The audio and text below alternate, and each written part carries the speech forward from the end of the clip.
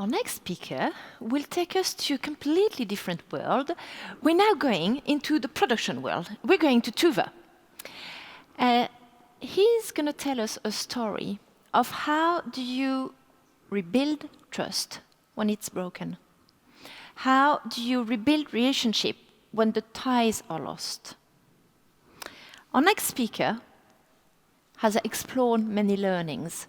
His name is Jens. Please give him a warm round of applause.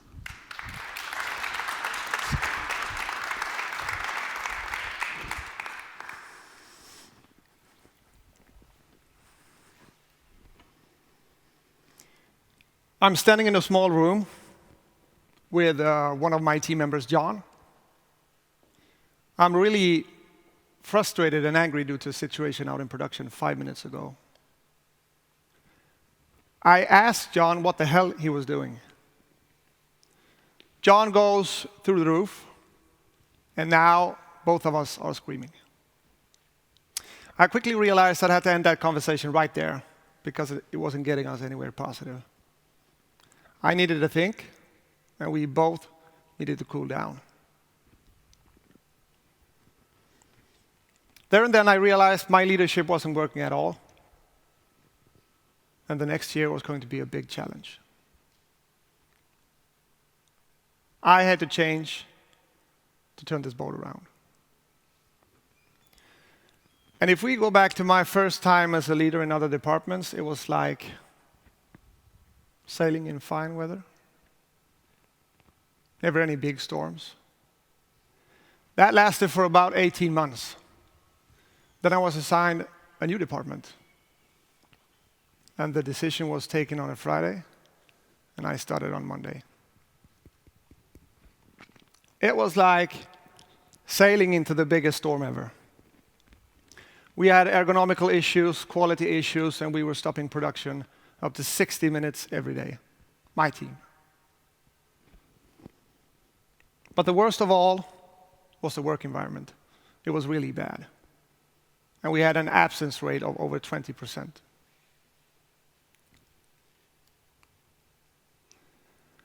Suddenly, I was exposed to situations that I've never experienced before.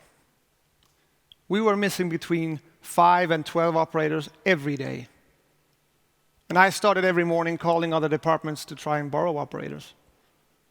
But at the end, I always had to put my team leaders in to fill up the last gaps. And of course, that made me focus on their stuff instead of working with the root causes to our problems. The situation caused me to act and focus on the wrong things. I couldn't solve everything on my own, not even close. And I began to feel worse and worse. And I remember several mornings sitting on my couch at home. My kids stood at the door, fully dressed, ready to go to school, calling me, asking me why I wasn't coming. But I didn't have any energy left. But somehow I did.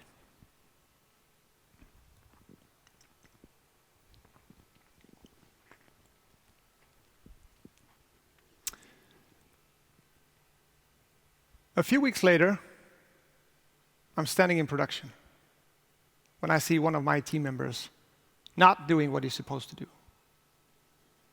So of course I immediately went over to him, and as he turned around, I really told him what I thought about it. Really told him. And before he got the chance to answer me, I turned around and I walked away. And as I walked away, I could see one of my best colleagues standing looking at me. And I could see in his face that he wasn't impressed in what he's seen. But I went over to him, and the first thing he said, "Hey Jens, are you okay? Do you feel good?" "I feel great." And then he said, "You kind of look mad all the time." And I just stood there and listened to him. Agreed. But on the inside, I felt that he was wrong because I was the boss, not him. When lying in bed that night, I couldn't stop thinking about what my colleague had said. I didn't think my feedback was too straightforward. For me, it was a serious situation, so. But then I started to realize that maybe he had a point in what he said. And I started to compare my leadership with his. And he was always talking to his team members, and he was always looking happy doing it. And I didn't sleep 1 second of that night, not 1 second, because I couldn't stop thinking about it. And slowly I began to realize, and I think it was around 4 o'clock in the morning that the penny dropped, and I didn't know my team at all. I didn't have any relationships with my team whatsoever. So, back in the small room again with John. Second time. This time, I started by saying, I will be quiet and only listen. John started talking, and I could immediately feel that he was getting annoyed again. And I remember thinking, not again. But I kept quiet. And as he continued for 2 or 3 minutes, it seemed like the frustration was gone, completely gone. So then I felt, now it's time for me to jump in.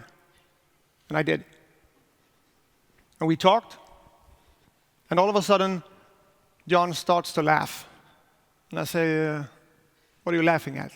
And he says, you know what, Jens? Maybe I overreacted that first time. But just maybe. We talked some more, and of course we agreed upon how to behave at work. John left the room, and I was sitting there by myself, looking out the window, kind of shocked. Because the only thing I did in the beginning was to listen to him, instead of interrupting him.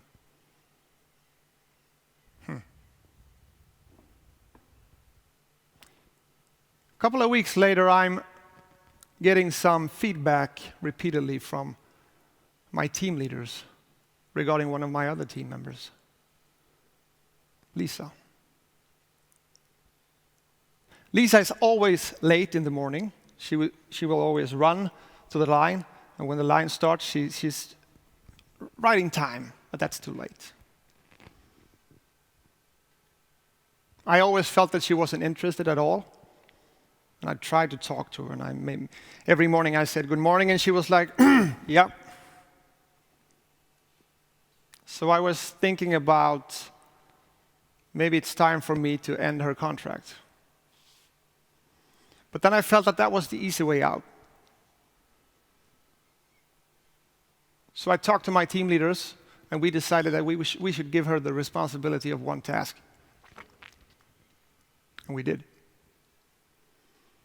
Coming 2 weeks, Lisa performed the task perfectly fine.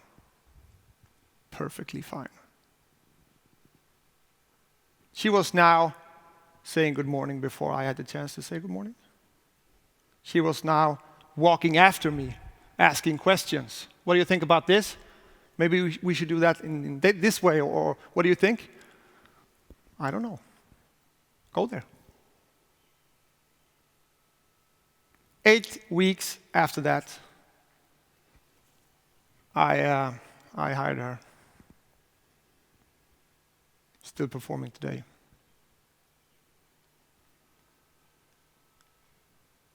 In the beginning, I had been so focused on chasing KPIs. Instead, I started focusing on the people.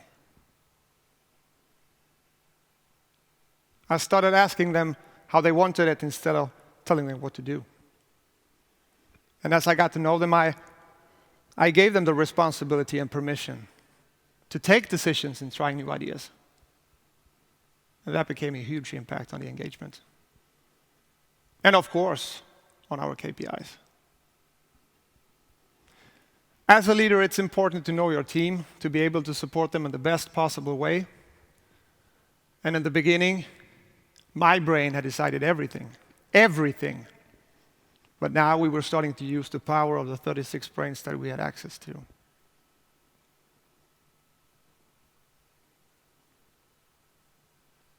Now it was starting to be fun to go to work. And the absence rate was now 2%.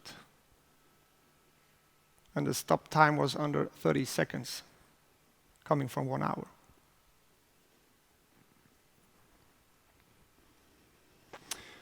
The first year in this department was the worst year in my working career.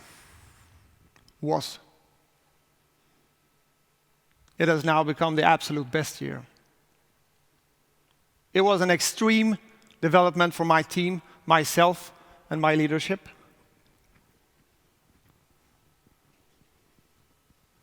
Also, I learned that it is the team members who are most important, not me.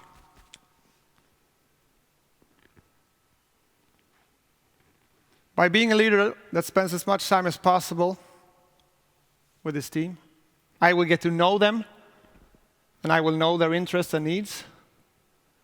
Then together we will create the best possible work environment.